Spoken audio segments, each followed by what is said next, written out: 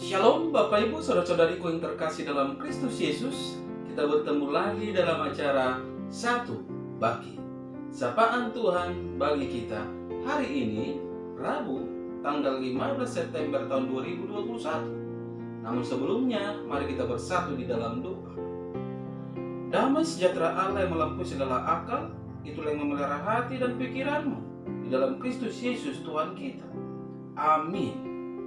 Saudara yang terkasih dalam Kristus Yesus, sapaan Tuhan bagi kita hari ini terangkat dari kitab 2 Korintus pasal yang keempat ayat yang ke-16.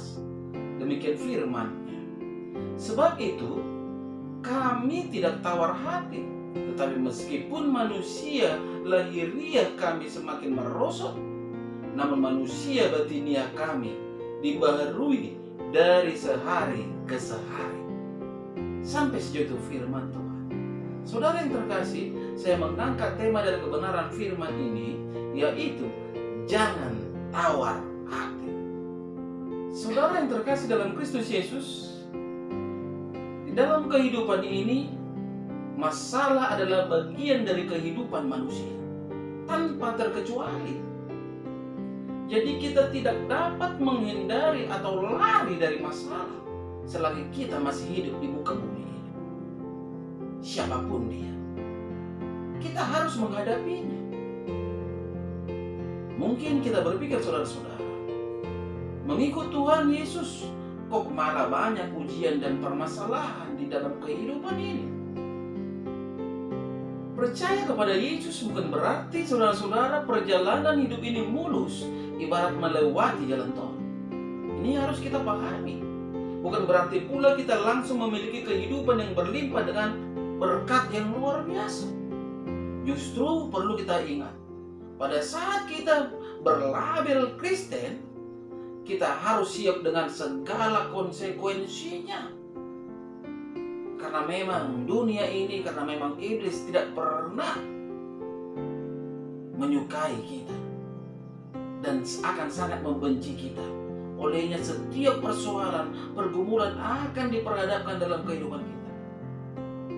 Tuhan Yesus berkata, saudara-saudara, dalam Matius 6 ayat ke-24, setiap orang yang mau mengikut aku, ia harus menyangkal dirinya, memikul salibnya, dan mengikut aku. Artinya dengan adanya masalah demi masalah yang menghiasi perjalanan hidup kita, bukan berarti Tuhan tidak mengasihi dan memperdulikan kita. Justru dengan masalah yang ada, Tuhan Yesus hendak membentuk dan memproses kita supaya iman kita makin kuat dan berakar di dalam Dia. Seringkali kita menjadi lemah dan tawar hati ketika permasalahan datang menimpa kehidupan ini. Kita berharap Tuhan segera memberikan pertolongan dan menjawab doa-doa kita. Namun jika pertolongan Tuhan tidak kunjung datang, kita langsung kecewa dan tidak lagi punya semangat hidup untuk mencari Tuhan, untuk memanggil nama Tuhan. Saudara yang terkasih, mari belajar dari hidup Rasul Paulus.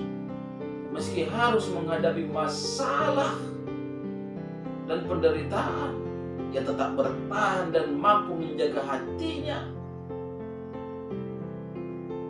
agar tidak menjadi tawar, sebagaimana yang dikatakan dalam sapaan kita saat ini. Sebab itu kami tidak tawar hati, tetapi meskipun manusia lahiriah kami semakin merosot, namun manusia batiniah kami dibaharui dari sehari ke sehari. Inilah pernyataan, inilah iman dari Rasul Paulus. Paulus tahu, saudara-saudara, pasti bahwa penderitaan yang dialaminya itu tidak sebanding dengan kemuliaan kekal yang Tuhan sediakan kelak bagi setiap orang percaya. Inilah yang menjadi kekuatan Paulus dalam menjalani kehidupannya, memuji dan memuliakan nama Tuhan, mengikut Yesus. Tawar hati hanya akan membuat kita makin lemah dan tak berdaya menghadapi masalah yang ada. Sebab tawar hati adalah hilangnya minat atau semangat, tidak antusias, tidak bernafsu, tidak mau peduli apatis, hatinya dingin. Kondisi tawar hati dapat mengganggu ritme hidup positif seorang yang percaya kepada Kristus. Orang dengan tawar hati akan kehilangan kegairahan dalam hidupnya. Pandangannya menjadi negatif terhadap diri sendiri, orang lain, bahkan juga kepada Tuhan yang Maha Kuasa, yang selalu peduli akan kehidupan kita. Ia cenderung menarik diri dan tidak mau peduli dengan lingkungannya.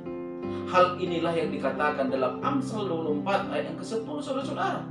Jika engkau tawar hati pada masa kesesakan, kecillah kekuatan.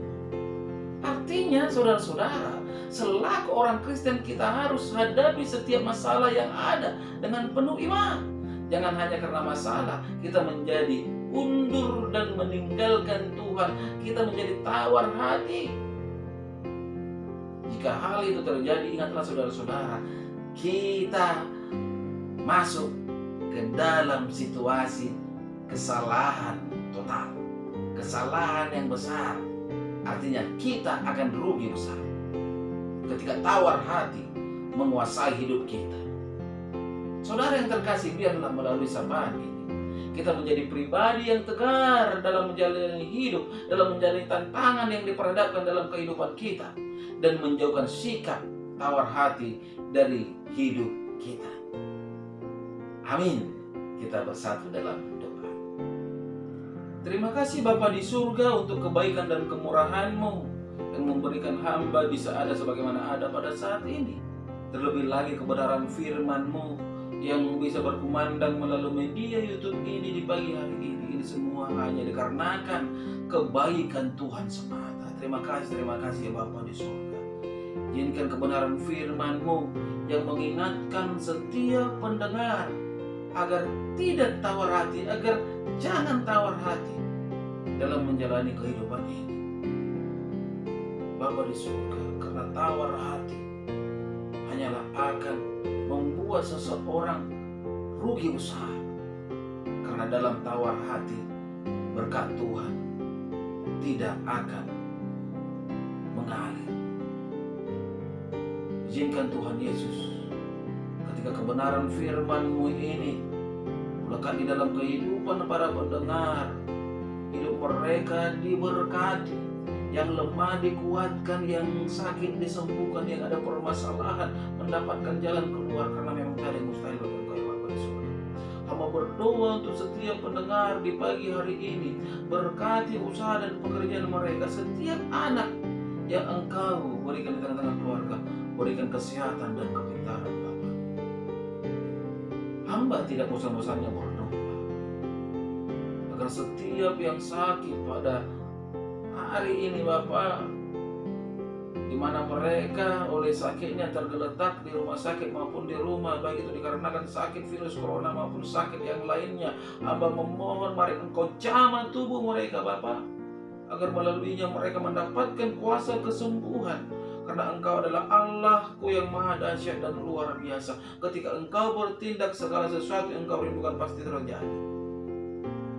Begitu juga lah Bapa, hamba berdoa pada saat ini untuk anakku Chrysostomus yang tetap kurang sehat. Mari Engkau pulihkan kesehatannya Bapa. Engkau jamah, Engkau berkati setiap usaha yang diperbuat oleh keluarga, setiap obat, setiap yang dikonsumsi. Jadikan Tuhan oleh berkat-Mu menjadi obat yang ampuh, mengusir segala sakit penyakit, dan ia beroleh kesembuhan. Tuhan Yesus yang baik, hamba sangat yakin dan percaya kuasa-Mu sangat luar biasa. Inilah doa hamba di pagi hari ini yang hamba panjatkan hanya di dalam nama Kristus Yesus, Juru Selamatku yang hidup. Amin. Salam buat kita semua, salam sehat.